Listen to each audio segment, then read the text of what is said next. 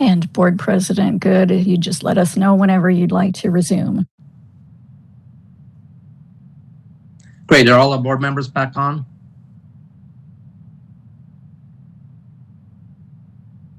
Moderator, do we have them all? Can you tell? They are in the room, the event. I'm not sure if they're back in their seats or not. This is Janet. I'm back. And Kyle, yes. This is Magali. I'm back. Oh, excellent. Welcome. Is Derek available? I'm here. Okay, excellent. Okay. Okay, I'd like to go ahead and open back up for public comment. Is there a Mr. Bill Lamb available, please?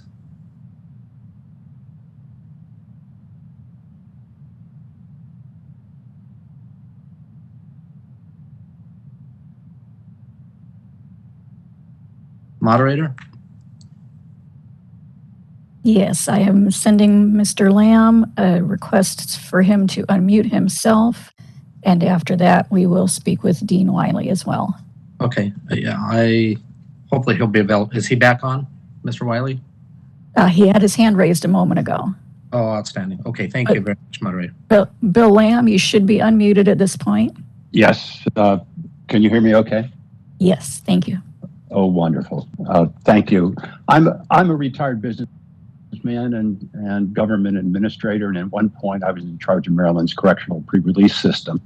And sitting through the reinstatement hearing you just had, I found your persistent and insightful efforts to assess Mr. Aquino's rehabilitation efforts really commendable.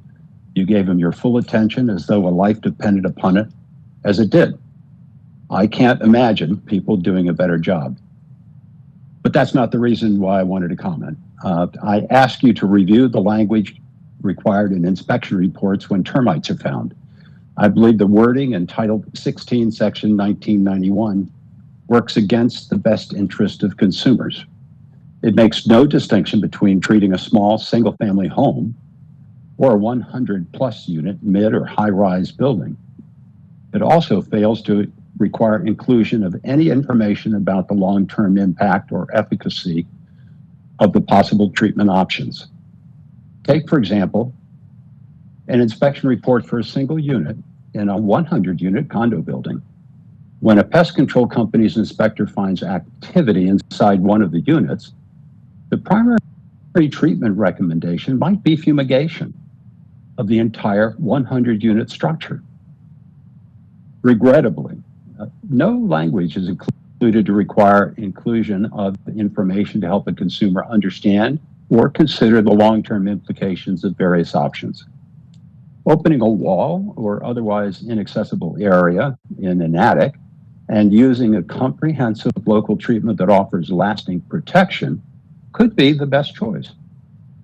In contrast, fumigating an entire 100-unit structure to eliminate termite activity in a small number of units delivers no continuing protection against future infestation anywhere. But why not have your regulations mandate the mention of a range of reasonable options that could address the problem at hand, as well as provide the consumer with links to sources on your website where they can learn about them? Such changes would make this regulation better serve California's consumers. And out of respect for your 2-minute rule, I've limited my recommendations. There are some other issues with inspection reports that deserve your attention as well. Thank you for listening. Thank you, Mr. Lamb. Appreciate your comments. You're welcome. Is Mr. Dean Wiley available? I've sent Mr. Wiley a request. Oh, Mr. Wiley, can you do a mic check with us? Hear me? Very quietly. Can you speak up a little? Hear me now? A little better.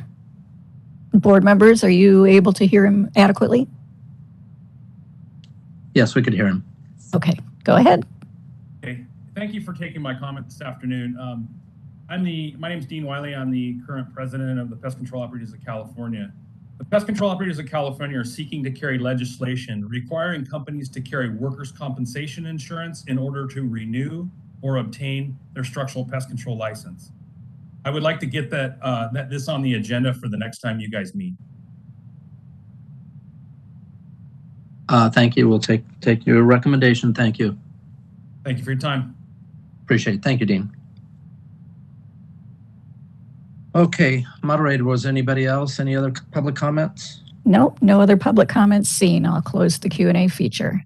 Okay, great. Thank you very much. You're welcome. Okay, well, moving on to item 6. Thank you for everybody's patience this morning. I know it's been a very long morning. This is review and possible approval of the minutes from our July 22nd Structural Pest Control Board meeting. Does anybody have any comments or changes on the minutes?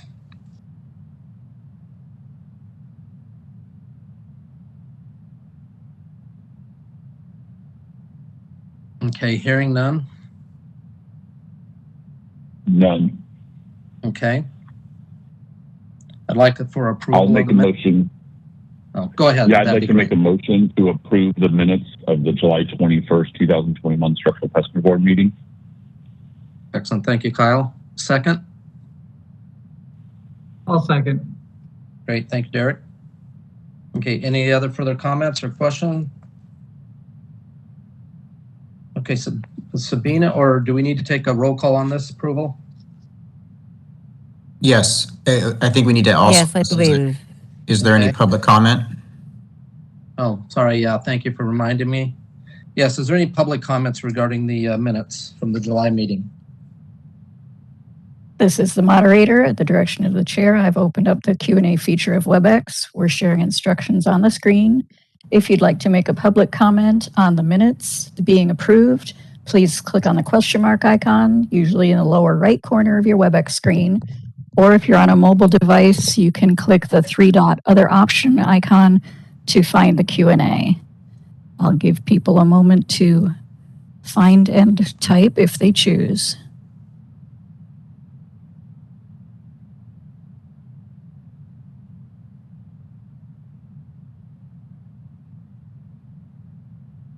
And I see no raised hands and no requests for public comment. Shall I close the feature? Yes, please. Thank you, moderator. You're welcome. Okay, and correct me if I'm wrong. We only had three were present during that meeting. Is that all that would be voting on this to approve this? It was Derek, Kyle, and myself were the only ones that were present during that board meeting that are on this meeting. Oh, I see. How many board members are present today? We have 5 of us.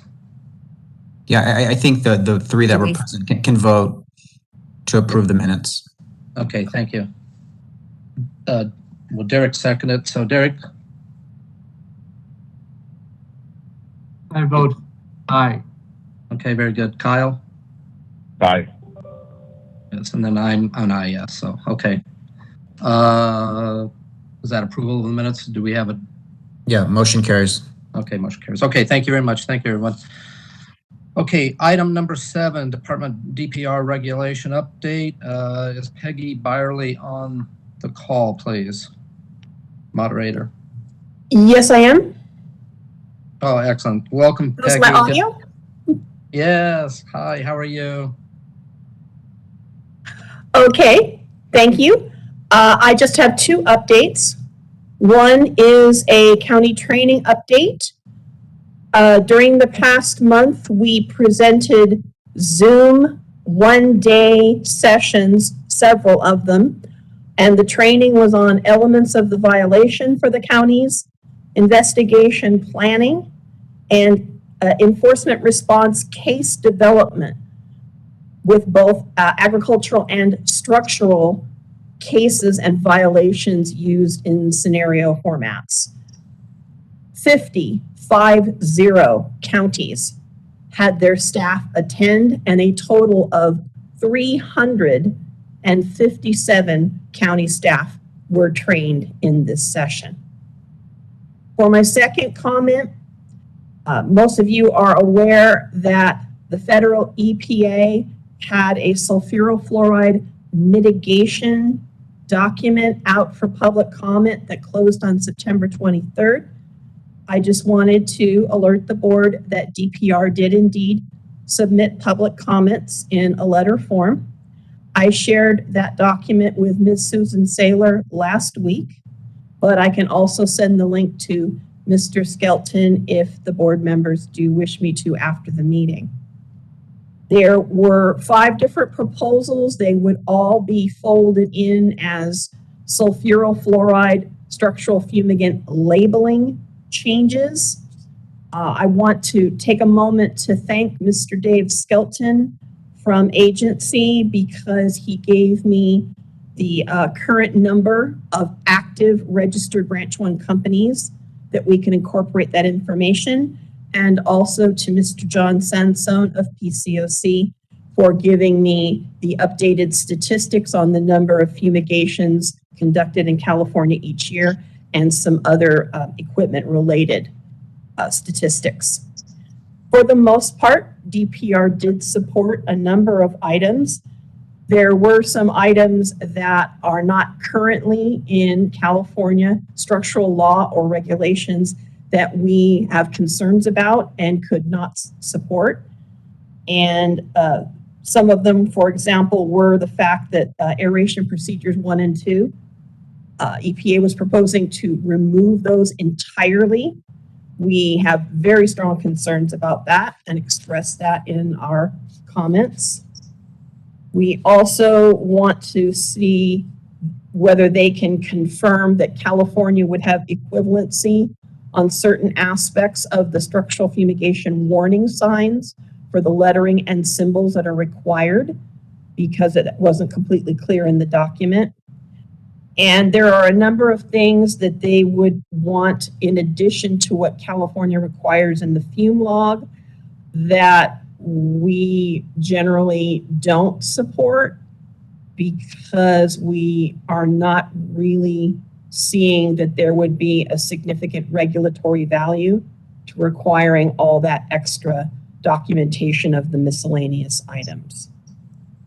And then also, they did take a lot of our California aeration plan as suggesting to incorporate that and make that nationwide, but they left out some of the best management practices relating to the warning agent, et cetera, that we indicated we believe should be added back in.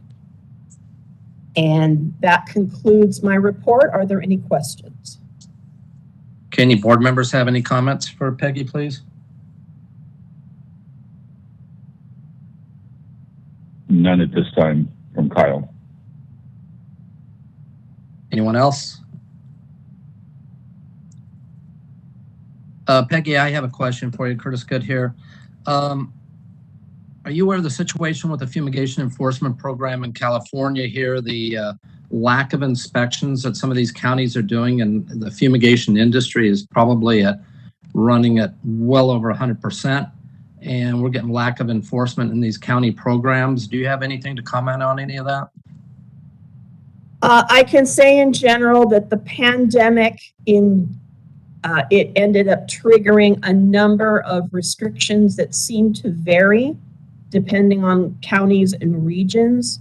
Some of them have been rolled back, some not as much, but our staff are still doing county evaluations on an annual or biannual basis, depending on the size of the program. So we would be following up on any issues that were discovered during the county evaluation process. Okay, I'm specifically referring to the amount of inspections for the fumigation program. The 4 counties, Mr. Good, is that what you mean there? Exactly. Okay. Yes, we are aware of that. There's one in particular that is saying they had serious staffing issues during the pandemic. And since this is a different code and a different funding program, there are some layers of process that are outside of our normal evaluation. So I would have to follow up with that regional office for any specifics. Okay. Well, I have two concerns. One, the fumigation industry is at full speed. And now we have probably less than what we had normal inspections on the industry before. But you're also taking industry money for this enforcement program. Are these counties going to discuss returning that money? They have not talked to Department of Pesticide Regulation about that issue. Okay. Well, I have concerns overall. This was a PCOC sponsored program. They've been very diligent about it. They welcome the enforcement, but it is very concerning that these counties are not fulfilling their obligation for this program and still receiving monies. So I just wanted that to be noted, and maybe you can come back in the next board meeting and update us with that. And I believe their sunset will be coming up. Is it next year or the year after? Yes, if they probably, yeah, you're absolutely right. That's correct. Okay. Thank you, Okay, Mr. is there any questions from the board members for Peggy? Okay, hearing none, then moderator, if we can open up to the public for any public questions? Certainly. This is the moderator. At the direction of the chair, I've opened up the Q&A feature of WebEx. We're sharing instructions on the screen. If you'd like to make a public comment on this agenda item, the report from DPR, you can put the word comment in the Q&A field and send to all panelists, or you can raise your hand. We will take comments in the order received, and each commenter will have a 5-minute limit as instructed by the program. I'll give people a moment to locate the Q&A screen. The hand raise icon is located next to your name in the participant list. Thank you, moderator. You're welcome. At this point, I do not see any requests for public comment. I can close the feature if you'd like. Yes, please go ahead. Thank you very much. Peggy, thank you so much. I appreciate you being here and your updates. And I know that SF is a very important product here in the preserved property and everything. So thank you. And thank you, Dave, for all your guys' hard work on all that. I appreciate it. Thank you. Okay, moving to item number 8, the executive officer's report. Susan? Hi, Curtis. Good morning, Board members. afternoon. I'm sorry? Good afternoon. Oh, good afternoon. And Jason, are you our legal counsel now for the afternoon? Yeah, just for the afternoon, yes, correct. Okay, thank you. Board members, in your board packages are licensing and enforcement survey results and statistics, along with a couple other items. If you have any questions, I will try and answer them for you. I did want to touch on the fact that on the agenda is 2022 strategic planning update. For that update, I just wanted to indicate that we did move that back to 2022. In addition, the SPCB 2022 sunset review got pushed back a year as well. The reason those two items were pushed back a year is because Senate Bill 607 was recently amended to extend our sunset date to 1/1/2024. It was originally 1/1/2023. Excuse me. A few programs in consumer affairs were included in that Senate bill in order to provide the legislature with a little more flexibility and time to review some of the programs that were going through sunset based on the pandemic and some of those programs getting pushed out due to limitations at the Capitol last year and 2020. So those two things have been extended. If you have questions regarding any of the documents in the EO report, then I'll try and answer those for you. Yes, Susan, Curtis Good here. Can you touch on the transfer of employment process, that 897? Can you enlighten us on that? Sure. That was basically a cleanup on one of the desks here in the office. It was actually a cleanup on the field rep desk. A lot of times we'll get a notice of transfer of employment from a field rep, and when we go to enter it into our database, the previous employer that has listed, we don't even have the previous employer in our database. So then that generates us sending that individual multiple additional notices of transfers of employment. So then we have him fill out notice of transfers of employment back to the last employer we had. And sometimes that generates multiple notices of transfers of employment for even just one individual. So that was primarily just a cleanup that we were doing that we started on this fiscal year. Okay. Is that completed? Yes. Oh, okay. Yes. Okay, great. Thank you. Any other board members have questions?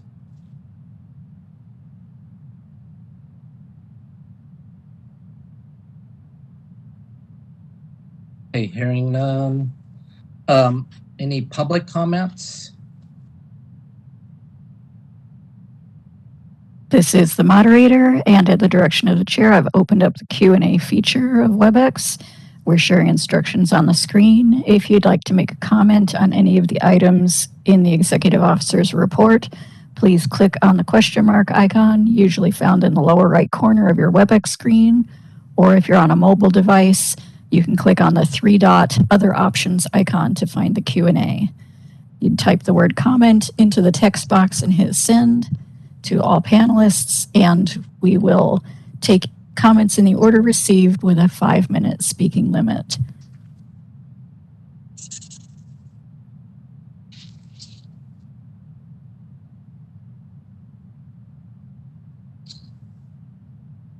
And I see no raised hands and no requests for public comment, so I will close the feature. Okay. Moderator, just out of curiosity, how many outside people or public members do you have? We have seven attendees. Oh, very disappointing. Okay, thank you. I was just curious about that information. You're welcome. Okay, thank you. Okay, item number 9, Susan, can you update us on the research proposals and the funding? Sure. What's in your board packages is an update. This is in your board packages every time. It just provides you with an update on the 5 research proposals that we have in place currently right now. We still have 4 of those outstanding to be finished. Most all of them were extended based on the pandemic. Currently, there's $427,000 still outstanding to complete those 4 research grants. The other thing that I kind of wanted to make note of is Dr. Quinn's project has only just barely begun, and it has been extended yet again now to June 30th of 2023. Really looking forward to her report.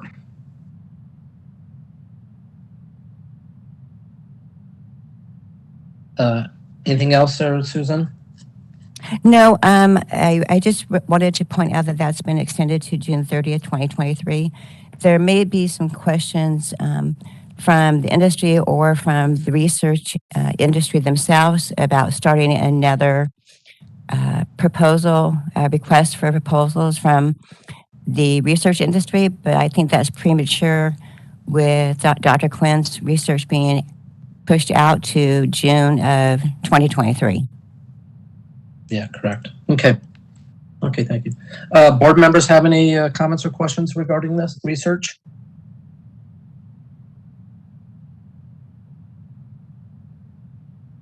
Curtis, I have a question. When when each of these are completed, do they come to the board first to do their presentation on, what their research revealed? How do we get the information for each of these assessments we make? Yeah, exactly. No, good question. Yes, in the past, many of them have come before the board. I don't know if all of them have in the past, but a few have. Would that be correct, Susan? Believe that they have all come in the past at one time or another. In addition, Janet, the final report is always put up on our website as well. Okay. So the most recent one that was finished was Dr. Coe, and that was finished in August of 2020. So that should be up on our website under research. Very good. And that All right. final presentation was made to the board members at the March 2020 board meeting in Sacramento. But yeah, right before we closed. All right, thank you. Any other board members? Okay, hearing none. Moderator, can you open it up for public comment? Certainly. I've opened up the Q&A feature of WebEx. If any member of the public would like to make a comment on the research proposals, they can go to the lower right corner of your WebEx screen and click on the Q&A icon to type comment in the in the comment field and send to all panelists. You may also raise your hand, and on a mobile device, that would be by pressing *3.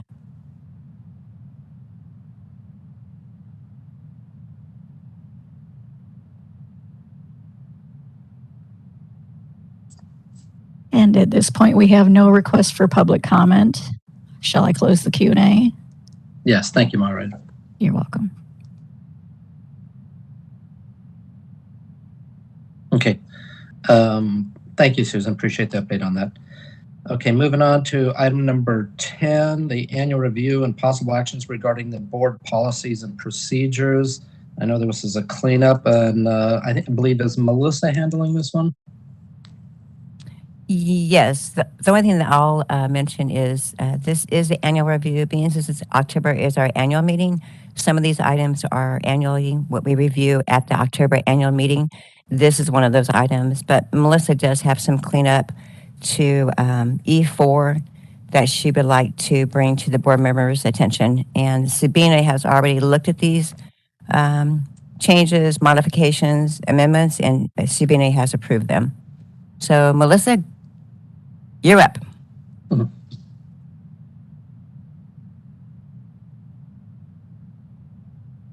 Good afternoon. Can you hear me? Yes, hi, welcome, Melissa. Thank you.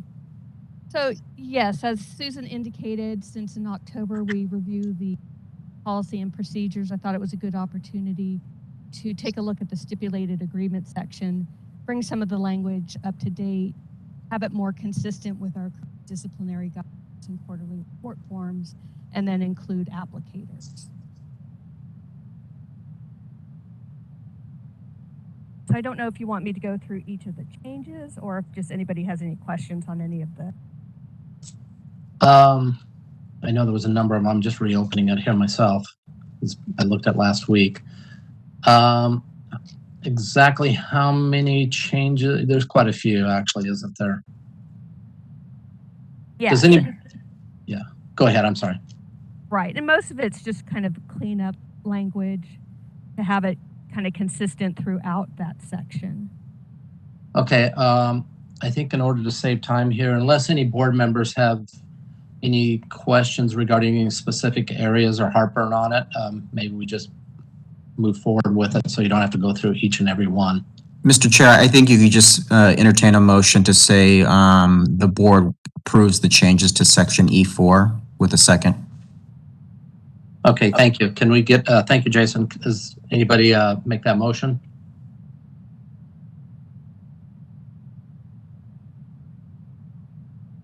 I will make that motion, Kyle Finley, to approve the section, would you, E4?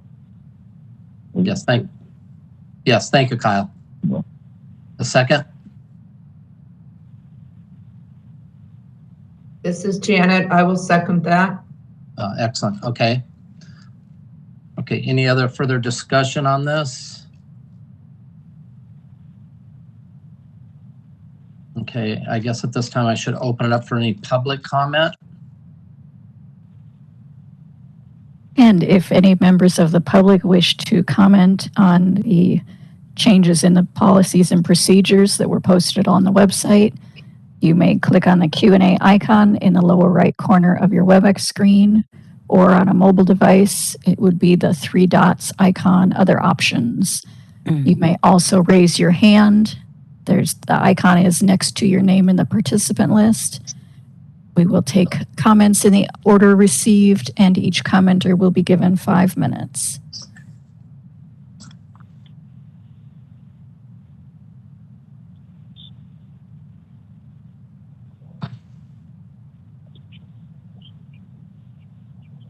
And I see no requests for public comment, so shall I close the Q&A? Yes, thank you, Ann. You're welcome. Okay, at this time, any other board members, any other comment, or staff have any comments? Okay, hearing none, I guess we'll go ahead. Susan, would you handle the vote on this?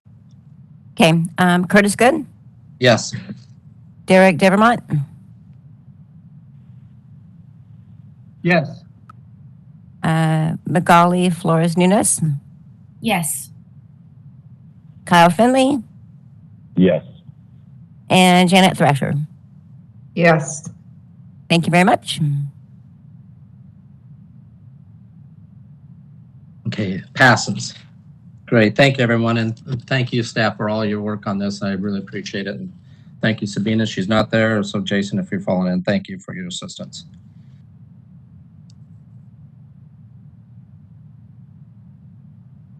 Okay, moving to item number 11. This is the annual review and possible board's research fund. Susan, were you discussing that one? Yep, that's me again. Oh, great. Welcome back. There are no actual board materials in your board packages for this item. I would refer you back to the EO report that had fund conditions for all 3 funds. So for the fund condition for the research fund, so the fund condition that's in your board package isn't actually accurate. It shows total expenditures for last fiscal year 2021 at 0. That's completely inaccurate. The fund condition that was in your July board packages was much more accurate. I'm not sure what happened at the budget office other than we were assigned a new budget liaison. So expenditures for 2021 was actually $483,000. So as far as the fund condition, obviously that's quite off. At this time, like I mentioned earlier, I would not recommend that you direct staff to start the process of a request for proposals out to the research industry. I think that's too premature with several of these research contracts still outstanding, especially with Dr. Quinn's, it's going out to 2023. But I'll leave that up to you folks. No, I would agree. I think that's good advice. Any board comments on that? Just to catch us up, I mean, again, I'm somewhat new to the board. You were referring to the executive officer report, like page 6 or 7 under the, like towards the bottom there, the analysis of fund condition. Yes, Kyle. Is that what you were looking at and saying that it was, okay. I'm halfway through when you guys are speaking about stuff, I'm like caught up to where I'm like, okay, is this what we're looking at? And, okay. Yes. No questions. I just want to know if I was looking at the right area. Thank you. But I agree with what you're saying. My recommendation probably would be, Curtis, like maybe late 2022, direct staff to start working with the business services office to start working on a request for proposals or somewhere in that neighborhood. Yeah, I would totally agree. Maybe the next annual meeting. Okay, thank you. Yeah, thank you. Any other board member comments? Okay, hearing none, can open up for public comment, please.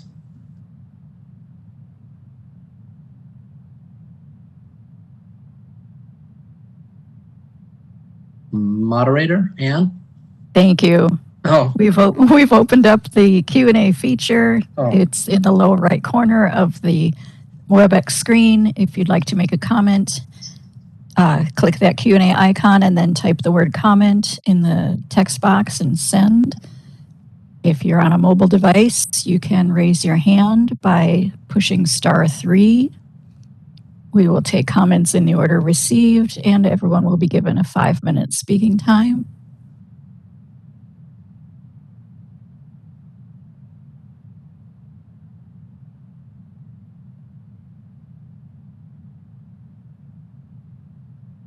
And I see no request for public comment. I will close the Q&A feature. okay, excellent. Thank you so much. You're welcome. Okay, so I don't think we need any other work. We're moving on to, that will be moved on to 2022. So item number 12, this is on the Code of Regulations of 1963 on electronic submissions of WDO inspections. Susan, can you enlighten us on this area? Sure. So in your board packages is a memo from me to you board members. It breaks down, we had a analysis done of WDO submittals for this calendar year. I think the analysis was done maybe mid-August. At that point, we had received 900,000 activities that had been submitted. 1.3% of those activities were on what we call a flat. It's the second page in your board meeting materials. That is a form that was created about 20 years ago. So there are a few companies that are still using that form, and they are typing this information on that form and then dropping it in the mail and sending it to us. So once we receive it, we have to scan it into an imaging system. Then staff members have to visually look at this form and look at the computer screen, verify all the information, which always requires some corrections because the imaging is just not perfect, before we can transfer this information into our WDO database and make it available to all consumers and the general public. That technology is extremely old. In fact, last time that we purchased this scanner was in 2016 at the cost of $22,000, and it weighs over 200 pounds. So the technology is very old. As I indicated, there's a few companies that are still submitting that way. We have 30 companies out of 1,257 companies submitting WTOs. We have 30 companies that are submitting these flats. I would like to make a proposal that the board members support the idea of coming back to a future board meeting with language to make it a requirement that WTO activities are submitted electronically. Sabina has already looked at statute and regulation along with Dave, and we believe that this can be accomplished through regulation change. If the board members are in support of this, then I would like to start contacting these 30 companies and see if we can get them moved over to electronic filing. Yeah, I think that's great advice. I don't even know where you even get a typewriter. I mean, possibly on the internet. Okay, any other board comments or questions on this? Does everybody kind of fully get it?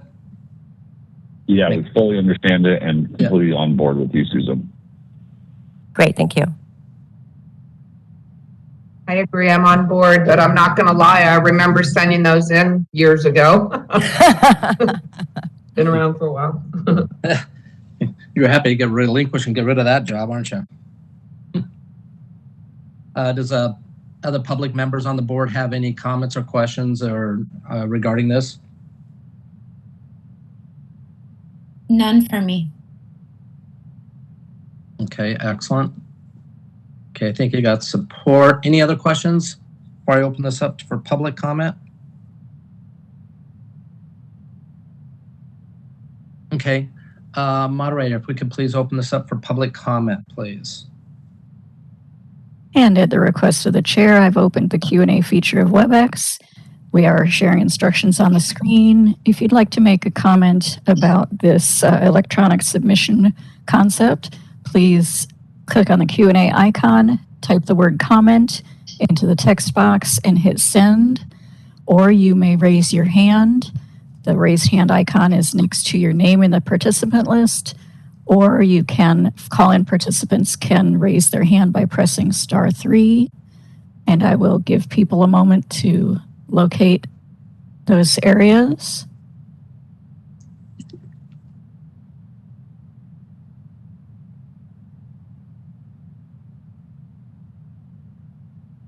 And I see no requests for public comment. Shall I close the Q&A feature? Yes, thank you, Ann. You're welcome. Okay, at this time, Susan, do you need a motion from the board? I do. Okay, would somebody like to make a motion? I will make a motion to require electronic submission of WDO inspection and completion activity. And Excellent. I, Kyle, will second that. Great. Okay, thank you. Okay, any other discussion before we vote on this? Jason? That's up to the board. Are there any other comments or questions from the board members? I mean, Yes. Susan, what will you do if somebody continues to say they can't do that electronically? What will you do? Well, I guess we will continue to accept him in the meantime, but I also wanted to, I have a question for legal for Jason. I think the motion needs to be for the board members to agree to this concept and to bring language back in the future at some point for the board members to vote on. Is Jason, would that be correct? That's correct. And just to kind of go back to the prior question, the status quo essentially would be maintained until the board is able to kind of promulgate the regulation. And then, once it becomes operative, then obviously electronic submission would be required from that point on. Right. So to piggyback on what Jason just said, Jenna, regulation is going to probably take at least a year and a half to 2. So if in concept the board members are in favor of this, then we'll start working with those 30 companies to get them over to electronic filing. Sounds good. So I will make my motion based on the way that Susan just presented it. I want to make sure I say it correctly, that the board will help with the language. I'm not sure exactly how I should word this. Jason, should it be that the board members are in support of eliminating these paper flats and direct staff to go back and draft language to bring back to them at a future board meeting? That's correct. So is that your motion, Janet? That's my motion, Susan. How'd you know? Okay. And I will again second that, Kyle Finley. Okay, great. Thank you. Any other comments? Okay, Susan, you want to take a vote on that? Do you want to open it up to the public first? Oh, go back there? I thought we did. Oh, I'm sorry. Did we? You did already. Yes. I Oh, did. okay. Thank you, Janet. Thank you, Jason. So I'll do roll call for the vote then. Curtis Good? Yes, here. Derek Devermont? Yes. Magali Flores Nunes? Yes. Kyle Finley? Yes. And Janet Thrasher. Yes. Board members, thank you very much. Excellent. Thank you, Susan. Appreciate it. And thank you, board members. That we will be helping those 30 companies out there, I'm sure. Item number 13 is regulation update. And Susan, were you going to help us on that? Nope, I'm tossing that one to Dave. Oh, Dave, I'm sorry.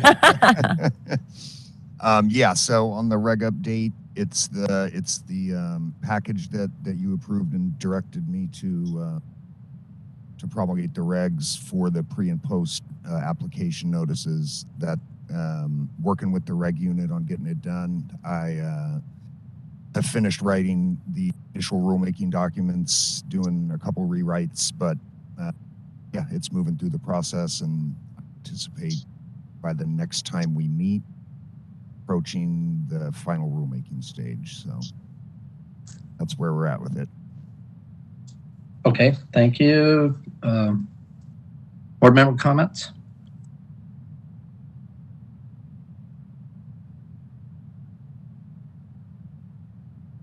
Okay, if we can open it up for public comment, please. And this is the moderator. If any members of the public wish to make a comment on these application notice requirements and the status of the revisions, you can look for the Q&A icon in the lower right corner of the screen. Let's see. There we go. And click on that icon and then put the word comment in the text field and hit send. Alternatively, you can raise your hand by clicking the icon next to your name, and call-in participants can raise their hand by pressing *3. We'll take comments in the order received. Each commenter will be given 5 minutes.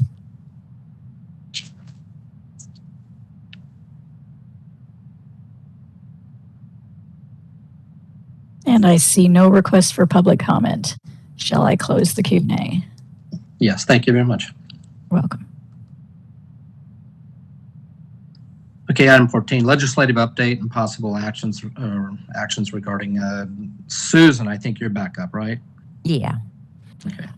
So there's, it's pretty lengthy. There's 8 bills in your board packages. I'll try and get through them pretty quickly. I'm primarily just giving you an update. I don't think that there's any action needed on any of these, but I do want to provide an update to the board members and the public. So the first one is AB 29. This bill is a 2-year bill. The last action was May of 2021. So clearly it's carrying over to next year. This bill is going to make a requirement for board meeting materials to be available to the public on the same day that it is available to the board members.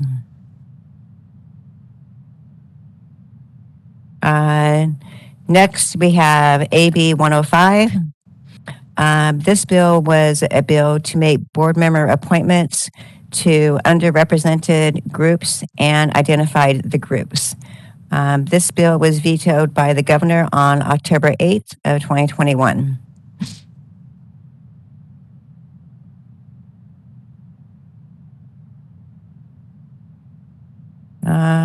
Next, we have AB 107. This bill is, I did give you an update at the July meeting as well. This bill is in regards to issuing a 1-year temporary license to spouses of military members within 30 days.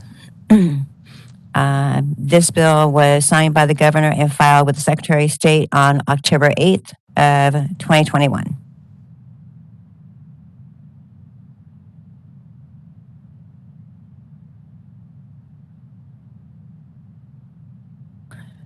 Next is AB 225. This bill, I actually should have pulled it out of the board materials before it got in. This bill does not apply to the Structural Pest Control Board. It applies to some of the programs within DCA, but it does not apply to our board. Next is AB 361. This is in regards to teleconference and WebEx meetings such as we're having today. This bill was chaptered and approved by the governor's office. It was filed with the Secretary of State on September 16th of 2021. This allows us to continue having WebEx meetings until at least January 31st of 2022.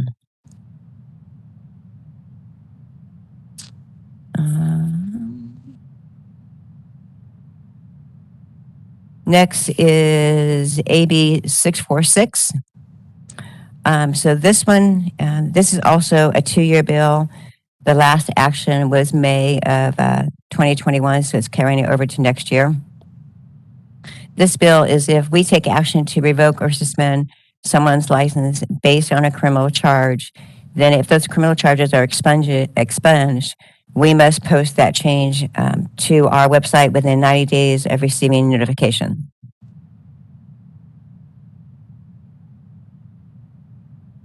And the next one is SB 607. This bill I mentioned a little earlier during the EO report.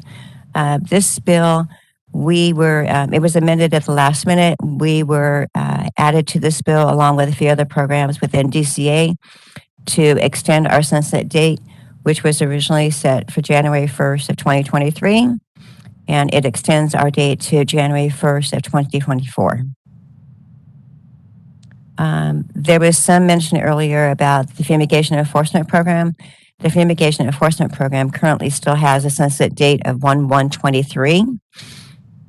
When I became aware that this bill was changed and we were brought into it to extend our date, then I reached out to DCA and I reached out to Senate BNP immediately to find out if we could get it amended one more time to bring in the fumigation enforcement program to extend their program one more year. But I was told that it was too late for amendments to that bill.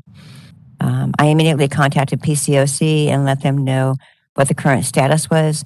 So they are definitely aware that their sunset is coming up on 1/1/2023.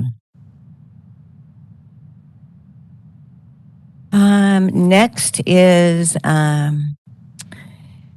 Senate Bill 731. This bill would have automatically required DOJ starting in July 1st of 2022 to review criminal records, past felony criminal records of individuals that happened on or after July 1st of 2005. And if all the conditions had been met, it would have required that conviction to be automatically removed from the individual's record. This bill failed passage in the Assembly on September 10th, 2021. And that is the last one. So if you have questions on some of those, I'll try and answer them for you.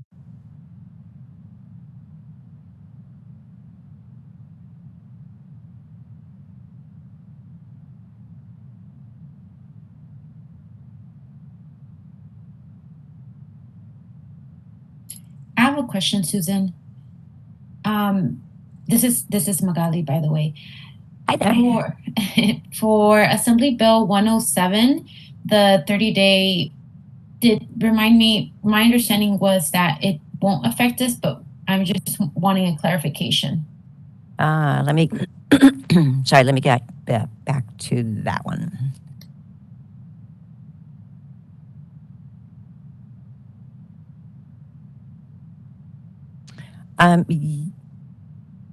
Okay, sorry, for a minute I thought I was muted.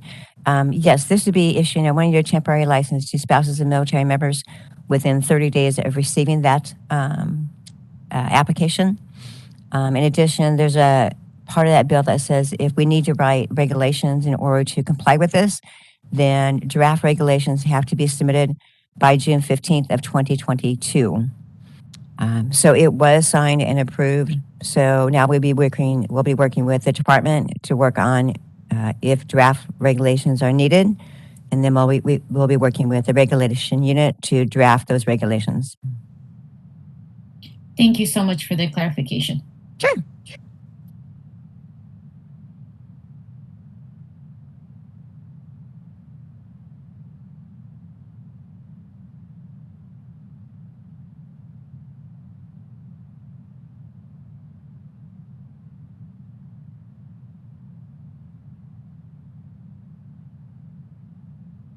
I'm sorry.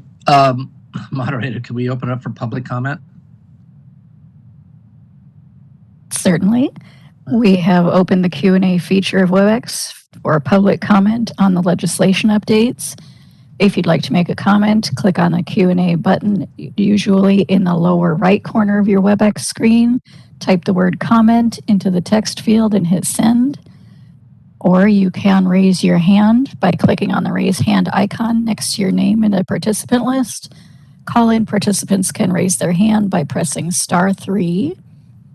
And everyone will get 5 minutes to speak, and we will take comments in the order received. Give people a moment to locate and utilize those features.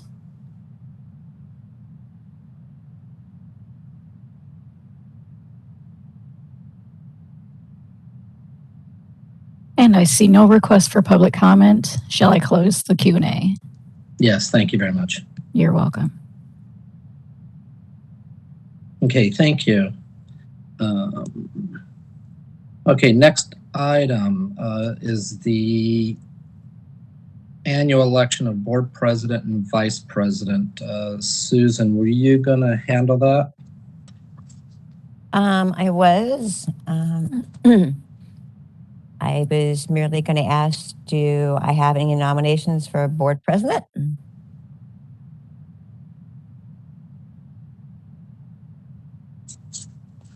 Remind me right now, isn't Derek, he's our VP currently, correct? Yes, currently Derek is our VP. Okay, and typically he would follow in as president, would be kind of the normal past that we've done in the history, or correct? From time to time, yes. There have been years when Dave Tamayo was president for a couple years in a row. It kind of goes back and forth. It depends on, I think, a lot of factors, including the schedule of those individuals and their private and business lives. Correct. Not to be forward, but Derek, would that be something you could entertain? I'd rather not, for a few reasons. My schedule is, I'm a trial lawyer. I'm on a police commission. I got this commission, and I'm also a member of the DNC. Aside from that fact, I'm not, my industry is outside the purview of this board. And I really think that the president of this board should be someone within the industry who has that understanding. I'm not sure I have the institutional knowledge that a president really should have to lead this board at this point. Now, when I first was made vice president, which I'm happy to still do, I didn't think that was as important, but as I've gotten deeper, I think that's pretty important. Okay, thank you. Okay. I think you'd be outstanding, by the way, just my comments. Is there anybody else that has any elections would like to elect somebody, or Susan, am I stepping on your job? No. I was just looking for nominations for board president for just so that everyone takes over at the end of this meeting. Curtis, do you still want the gig? Actually, I am in my grace period, so I finish up in June. So it would be best if somebody else fills in so they can fill out a full term. I think the ideal person would be wearing like a blue windbreaker and a hat. Just seems. I was gonna. I wanted to be on video and just again. I've got 4 kids under 15 years old. I've got 2 different businesses I'm running, and I think in another year or so, I might be, or 2 years from now, be ready to take on that role. I just at my max right now, so it'd be something that if I was, I'd rather wait. Okay. I don't know if Janet was looking to take on the role.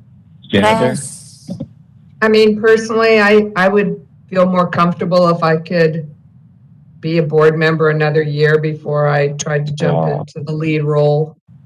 I feel like I'm still learning, and I just don't feel quite ready to take it on. Sorry, Curtis, or sorry, board members. I was just could I jump in and ask Curtis ask legal something? Hi, this is Susan. Can I jump in and ask legal something? Sure. Hi, Jason.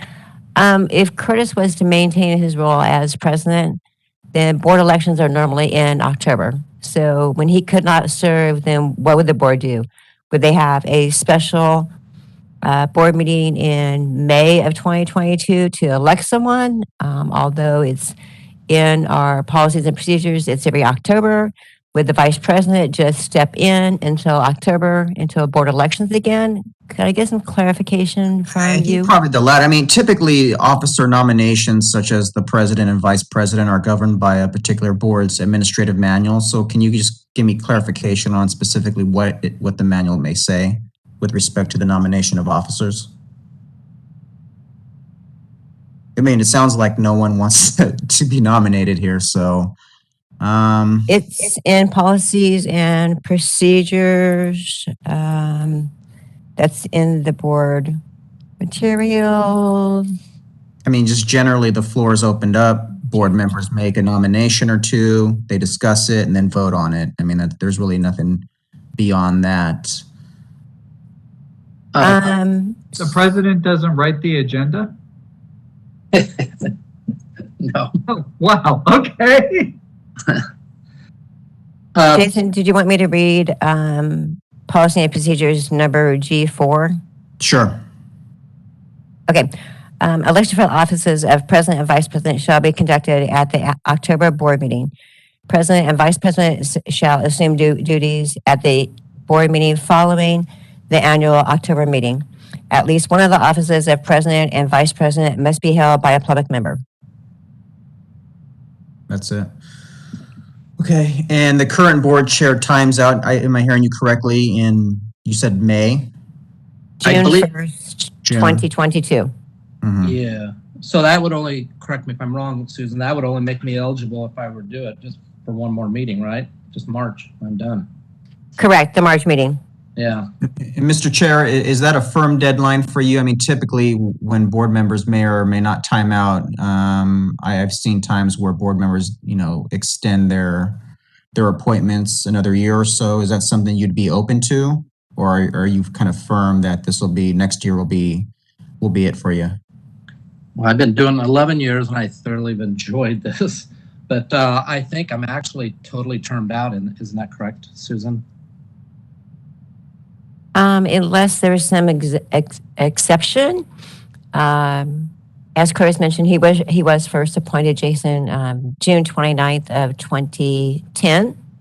Mm-hmm. So he was reappointed twice. I don't know if there is some exemption because of COVID and the pandemic, if they're extending board member appointments by a year or something to give all programs more time. Are you aware, Jason, of anything like that? I thought that Sabina had kind of mentioned that. I'd have to research that. So I think with that in mind, I think the board members have to nominate someone apart from the current board chair.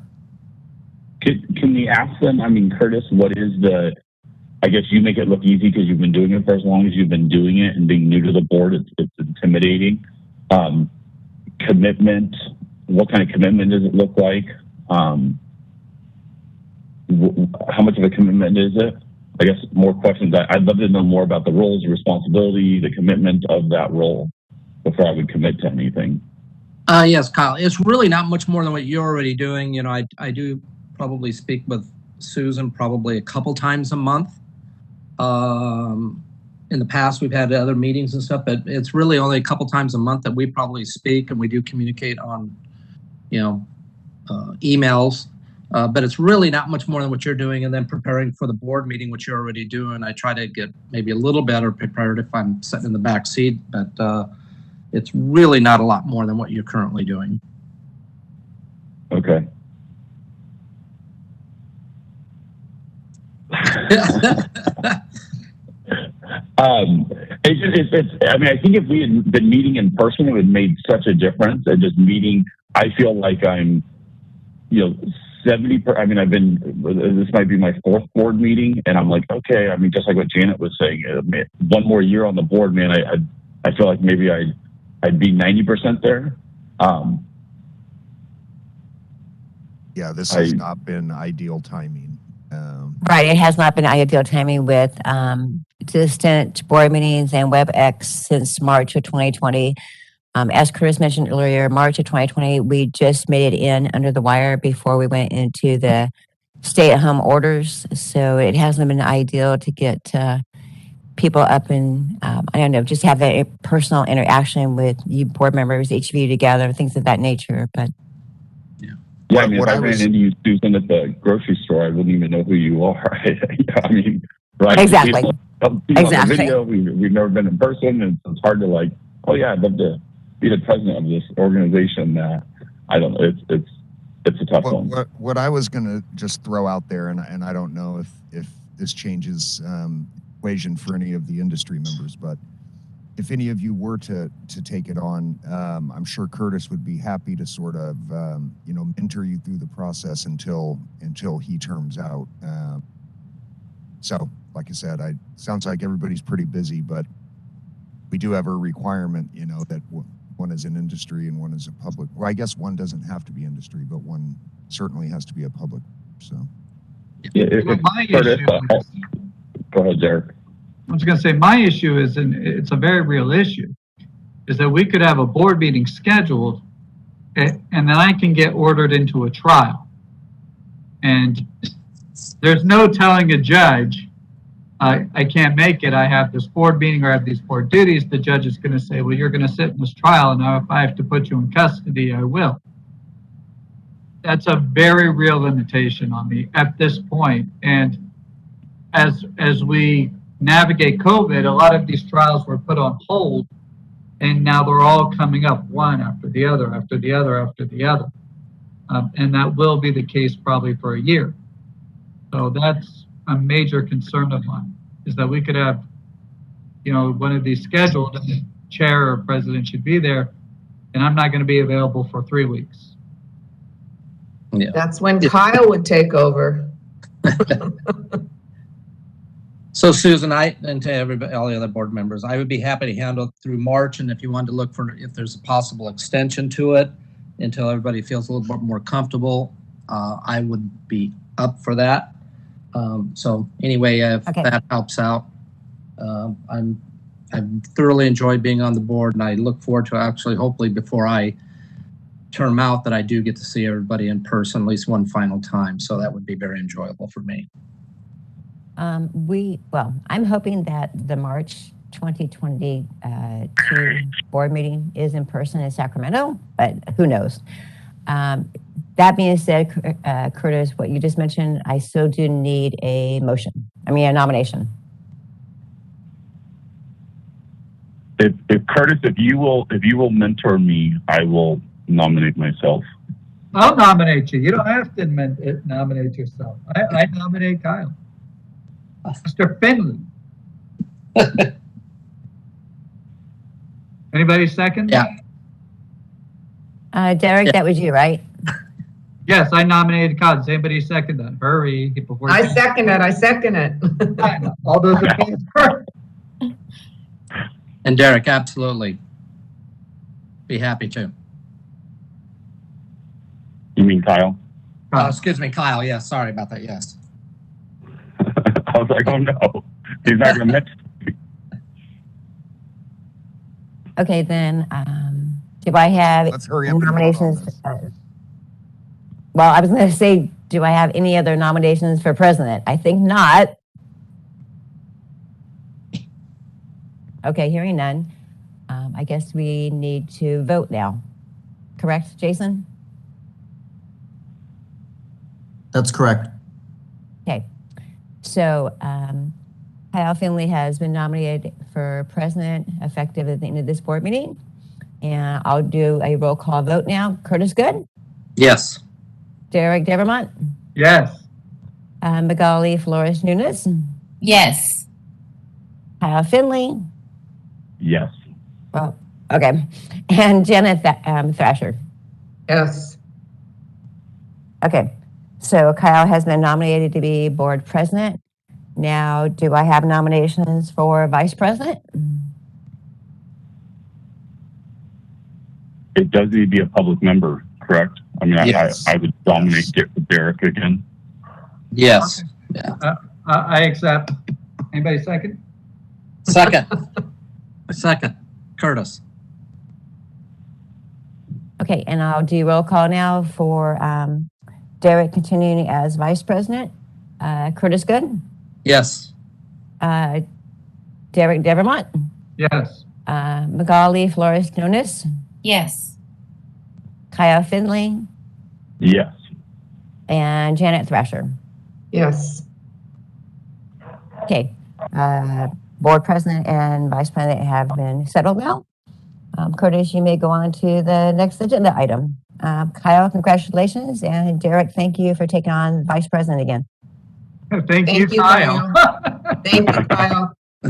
Thank you, guys. Thank you. We'll I'm support really, you. really excited. I just didn't know more about the commitment level and everything. I would have loved to have another year on the board, but I'm really excited not only to be on the board, but to take on that role.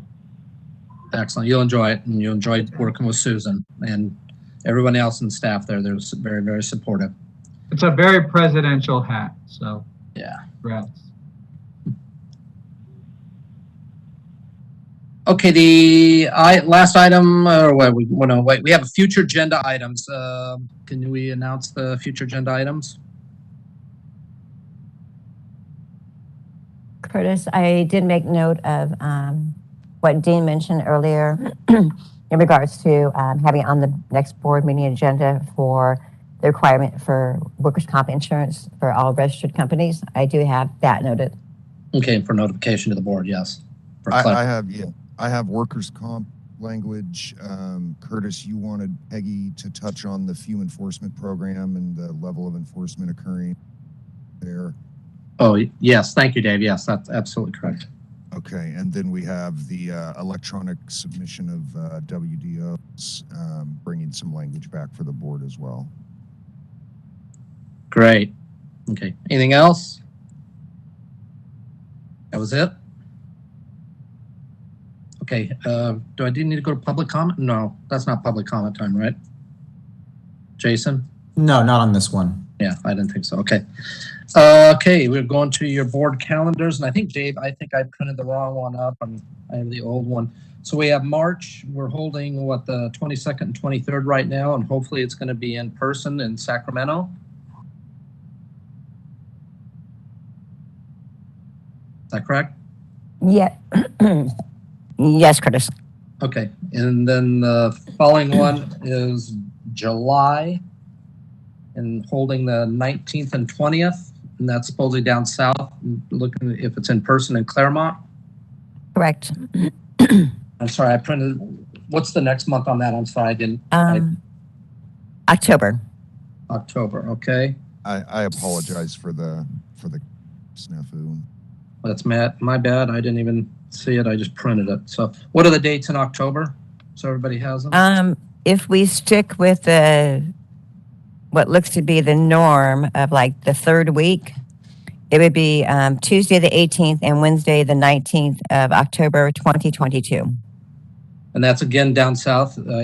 Oh wait, no, I'm sorry. Would that be back up in Sacramento if it's in person? Normally it would be back in Sacramento because we'd be down south in July. Right. Okay. Okay. Was there anything past that since I didn't print anything else, or? No, that was it. Okay. And then Susan, did you wanna remind them about March, the strategic planning happening then? Sure. Good point, Dave. So being strategic plan was pushed back, and we plan on finishing that up around spring or summer. I've talked with Solid, that's the training organization within DCA, and I had talked with them about if we're doing March 22nd and 23rd in Sacramento, then we were thinking that maybe March 22nd a.m. could be with you board members and possibly staff with a solid team to finish up strategic plan, or do Thursday, the 24th. I mean, possibly Wednesday afternoon. It's a little far out to know for sure what we're going to have on the schedule for March, but just so that you can try and maybe keep that Tuesday through Thursday open if possible. And we'll try and get that strategic plan wrapped up and finished in the spring or early summer. Okay, that's if it's in person. What happens if it's not in person? Any backup? Then we'll probably have to do everything by WebEx phone or phone interviews. Okay, very good. So like I said, And do we have to do the strategic plan? I mean, if it's not in person, I know just running a company, it's very hard to come up with like a strategic plan. I've never gone through one with you guys, not in person. Can they push that out till one more quarter, or do we need to do it in March? we might be able to push it out another quarter. It's kind of important that it get finalized in succession with our sunset review. So in 2022, at the end, well, January of 2023, we'll have to submit our sunset report to the legislature. And at that time, we definitely want to have our strategic plan finished because they'll be wanting to look at our strategic plan as well. So we may be able to push it out one more quarter, Kyle. I can look into that as soon as we're finished with this meeting. Okay. Although that would be July, and hopefully we're in Southern California because we haven't been there for so long now with COVID.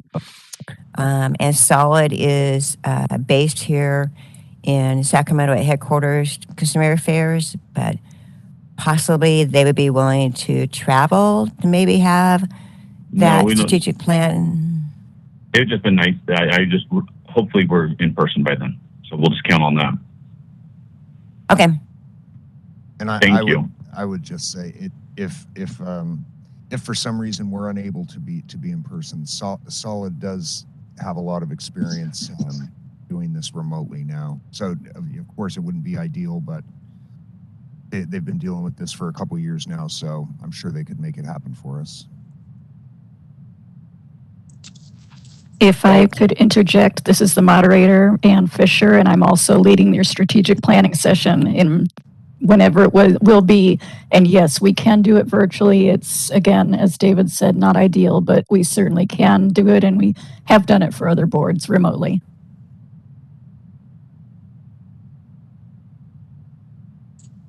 Okay, great.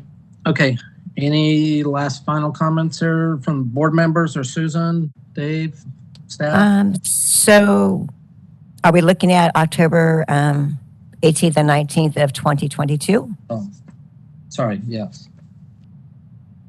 Is that good with the your board members? I will not be present.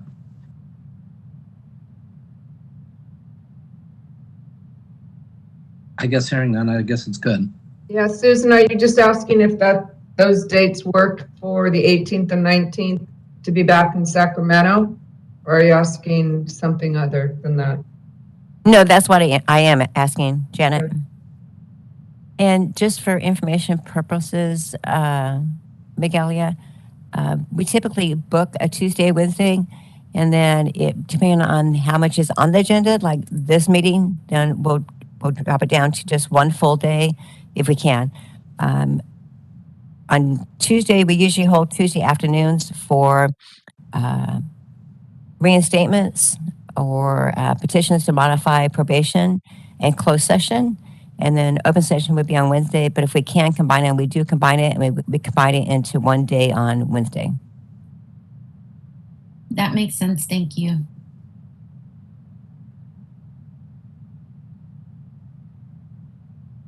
Okay. Anything else, Susan? No. So does October 18th and 19th, 2022 work for everyone and to be planned for Sacramento? Yes.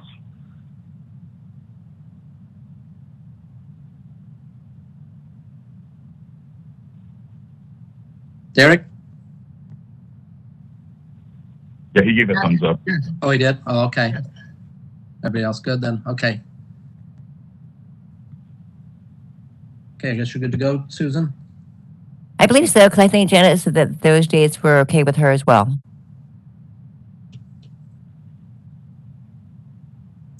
Yes, those dates work for me as well. Thank you. Okay, great. Thank you. Okay. Okay, excellent, everybody. Thank you for all your input. Everybody did an outstanding job. Magali, thank you so much for joining our board. We're very welcome to have you, and we are adjourned. Thank you for everyone. I just wanted to thank Ann again for facilitating. Oh, Really appreciate yes. it, Ann. Yes, thank you, Ann. And I hate to have your job because you probably cite that little thing every night, right? Every time you go. You're very welcome. Happy to help. Thank you, everyone. Okay. Good afternoon, everybody. Thank you. See you Fridays. Bye-bye. Bye-bye Bye, now. everyone.